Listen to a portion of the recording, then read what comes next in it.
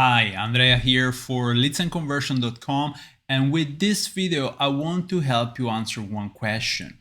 Can your company be data driven? Now, there are fundamentally three aspects that help you answer this, but I really want to stress one thing. So I meet a lot of companies that want to be data driven, but their idea of being data driven is collecting data. So that is not what data driven means, because you can collect as many data as you want, and companies usually have a lot of data to collect, but it's not the data, it's what you do with it, right? So I always say that it's pointless. It's not that you improve what you measure, you improve what you monitor. And the difference between measuring and monitoring is that when you measure, you amass data, you collect huge amount of data. But if you never look at this data, well, nothing happens. And that's the problem. So you have to monitor data. You have to take all these little numbers that you collected, organize them in a way that you can handle, like make reports, make I don't know, define KPIs, and you have these reports, and every week you're looking at them. So that's how you use data, and that's a monitoring process you have to put in place to use your data. Otherwise, data by itself, well, it's useless. All right. So you have to keep this in mind. It's not about collecting data, it's about using the data, right? So this said, there are three main levers that you need to pull up in order to be data driven. So the first one is resources, then we have data, and then we have the know-how, okay? So let's talk about this one by one, super quick. Resources. So the question is, if you want to be data driven, if you want your company to be data driven, are you willing to change things? As I said, you need to collect data first, but then you need to use data, okay? When you report on data, when you try to understand data, you will notice things. You will get insights. Oh, this is happening. I actually thought that something else should happen instead of this. Why is this happening? And you make hypotheses, you see? And then you have to validate this hypothesis. So again, it's a process. It's never an event. It's always some sort of process that you have to do over and over again. So question is, are you willing to change things? Because if you discover things that are not happening as you think they should, then you make the hypothesis, but then you have to change something in the system. And are you willing to do that? Some companies I worked with, we made a huge work in collecting data, in trying to understand data, and then we found, okay, in order for the business to work as we want, we need to change this, this, and this. And then they didn't want to change it. So all this investment they made was totally pointless, okay? So you have to ask yourself first, am I willing to change things? If you're not, it's no point to try to be data driven. Just be as you are and be happy, I guess. So the next question is, do you have resources to change things? Because one thing is to be willing, and the other thing is, do I have the time, if you're doing it yourself? Do I have the money to do it? Or do I have the people? So resources. And I guess in the end, it all comes to, do I have enough money to buy time? And time usually is like you have team members that do this for you, make all these changes that you come up with, or like your conversion optimization expert comes up with by looking at the data, but somebody has to make the changes, okay? And usually these changes, well, involve quite a bit of tweaking on the website, in your product, in your offers. So there is some work to do, and you can't just expect that You collect data, you look at the data, you get your insights, and now your business is working differently. No, you have to do the work to change things so your business can work in a different way. Okay? Do you have the time? Do you have the people? Or do you have the money to buy the time? This is the question. If you don't, then it's pointless to try to be data driven. Just keep things as they are and be happy. If you are not happy, then, well, you need to find the money to buy the time. All right. Then the other thing is, are you willing to learn from failure? Now, this is not exactly related to resources, but it's an important point related to the things you're willing to do. And why you have to be willing to learn from failure? Because when we do this kind of work of experimentation, if you want, we look at data, we learn things, or we think we are learning things, but often what we discover is not, the hypotheses we're making are not exactly true. And we make experiments, we find, okay, this is not really as we thought it was, but now we know that it isn't. So we learn something more and we can make different hypotheses. And this again is a process. We go after different iterations of this process, you finally stumble on the hypothesis that is true.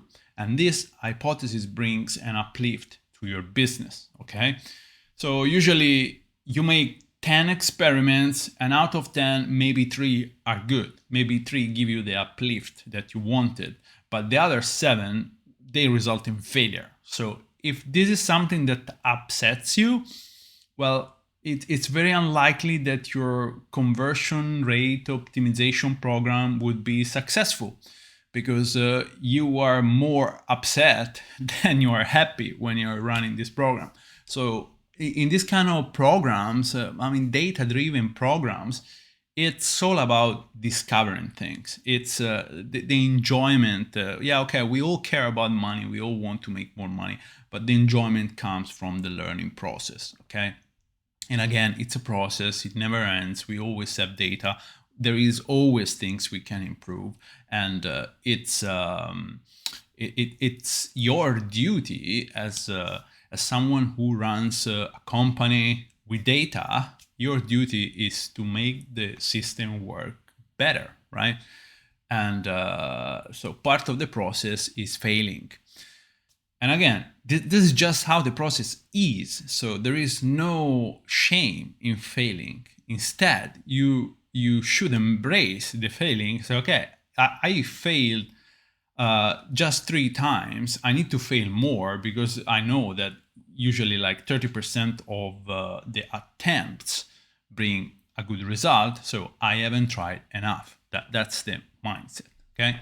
So are you willing to do this? If you're not, well, don't try to be data driven. Now, let's talk about data itself. I'm going to close this and open this one. Do you have enough conversions? This is a huge point. So what is a conversion? Well, I would say leads and sales. These are the important conversions. So a lot of businesses come to me and say, I want to work with you. We want to be data driven. We want to increase our conversion rate. All right, I can do that for you. How many sales are you making? Well, we have 5 sales per month. Well, you can't be data driven just because you don't have enough data. Okay, so the first question you need to ask yourself is, do we have enough data? Now, to make relevant, statistically significant hypotheses and to validate them, you need at the very least 100 conversions in each bucket. Okay, so if you're making 2 versions of the same page, you want to have 100 conversions for one version, 100 conversion for the other one. So in a time frame, whatever that time frame is. So that means you need to have 200 conversions in that time frame. Okay, so leads, this is quite easy. So optimizing leads, it's quite easy because companies tend to have a lot more leads than they have sales, all right? But sales, not everybody has 200 sales per period. And period, again, it can be 1 week, it can be 3 months. So that's very flexible, and it allows for to accommodate different types of company in this definition of 200 sales per period. Now, usually we want to make experiments that are short enough. An experiment is always like a couple of weeks minimum, but I like to run them as fast as possible. So because of this, I work with companies that are making 200 sales in a couple of weeks or in a month, okay? I wouldn't recommend to make experiments if for getting 200 sales, it takes 6 months. That doesn't make any sense. What you have to do, you have to work on your process to generate more sales. So maybe your offer is not good enough. How about you try to change it a little bit and see if this impacts sales? And later, when you have more sales, we can try to be data driven, okay? But you have to understand that really what is important is to have enough data. And the other thing is, do you have enough visitors? Because again, data is generated. What is data? Data is generated by the activity of visitors on your website. And if you do not have enough visitors, well, you do not have enough activity, so you do not have enough data, all right? So the more visitors you have, the more leads you get. The more leads you get, the more follow-up you can make, and this will result in more sales. So again, if you don't have enough sales, one of the levers is change the offer. Other thing you could do is change the product, but other thing you could do again is get more visitors, okay? So make campaigns to get more visitors, write more content, and so on. And all these things you have to do before you think, can I be data driven? Because you need data to be data driven, okay? As a rule of thumb, how much is it enough visitors? Well, it all depends on conversions. So as long as you get leads in the hundreds per month and sales in the hundreds per month, you are safe. You can use your data and you can be data driven. So then it comes to how good is the conversion rate of your website. There are sites that are converting really well visitors into leads. So with 10,000 visitors per month, you can already make a conversion rate optimization program. There are sites that are converting not that well. So they need, for example, 100,000 visitors per month to do the same data-driven work, okay? So it all depends on the baseline of your conversion rate. And so I can't tell you you need to have this amount of traffic, but I can tell you you need to have at least 200 conversions, which leads or sales, in one period. And I like this period to be like a month. Okay, so that's my recommendation. And let's talk about the last point, which is know-how. Now, know-how, the question is, do you know how to do it?